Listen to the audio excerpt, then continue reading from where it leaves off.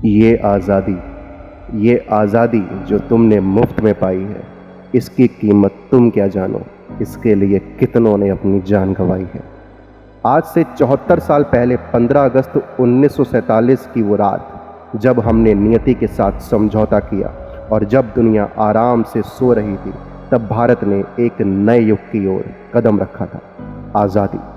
15 अगस्त 1947 का वो दिन भारतवर्ष के लिए एक नई सुबह लेकर आया था, जब हम पर से 2 सदियों का अंग्रेजी काला शासन खत्म हो रहा था, जो हमारे ऊपर 200 साल राज करने के बाद भारत को गरीबी और भुखमरी के हाथ छोड़कर जा रहे थे।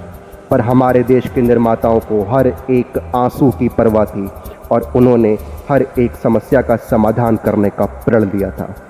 उन्हें एक ऐसे ध्रुव तारे की ज़रूरत थी जो भारत के नवनिर्माण और आधुनिकीकरण में सहायक हो, एक ऐसी किरण जो पिछले काले अंधेरे को खत्म कर एक नए क्षितिज की ओर ले जा सके। 1920 का दशक भारत अनेक राष्ट्रीय आंदोलनों का गवाह बना। फिर आता है चौरा चौरी कांड, जिसके चलते गांधी जी को असहयोग आंदोलन को खारिज करना पड़ा। 3 फरवरी 1928 साइमन कमीशन 1919 के कानून की जांच करने भारत पहुंचा, पर भारतीयों ने इसका बड़े स्तर पर विरोध किया, क्योंकि इसमें कोई भी भारतीय नहीं था और देश भर में साइमन गो बैक के नारे गूंजने लगे। अपनी ताकत के घमंड में चूर अंग्रेजों ने बोला कि भारतीय स्वराज्य के काबिल नहीं है, अर्थात वे स्वयं देश नहीं चला सकते। पर स्वराज के मतवाले इसके बाद मई 1928 को इकट्ठा होते हैं, जहां पर सभी पार्टियां नेहरू के नेतृत्व में 1929 को नेहरू रिपोर्ट में पूर्ण भारत पर अधिराज की मांग करती हैं। पर कायदे आज़म मोहम्मद अली जिन्ना इस रिपोर्ट को खारिज करते हुए मुस्लिमों के लिए एक अलग राज्य की मांग करते हैं। उन्होंने अपनी 14 सूत्री रिपोर्ट के माध्यम से इसका विरोध किया।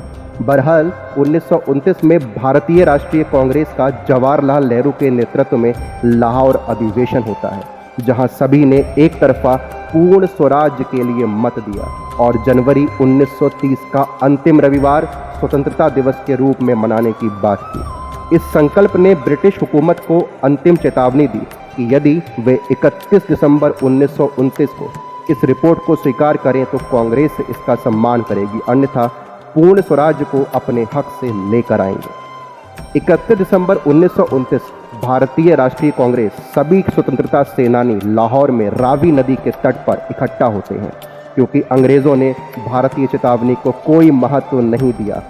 अंततः स्वराज्य का झंडा लहराया गया।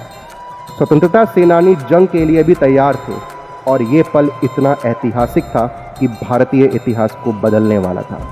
1937 के मतदान होता है और भारतीय राष्ट्रीय कांग्रेस विजयी पाकर मंत्रिपरिषद का निर्माण भारत के सभी प्रांतों में करने लगती है। ब्रिटिश हुकूमत में पहली बार आम भारतीय नागरिक सीधे सरकार के संपर्क में आए थे।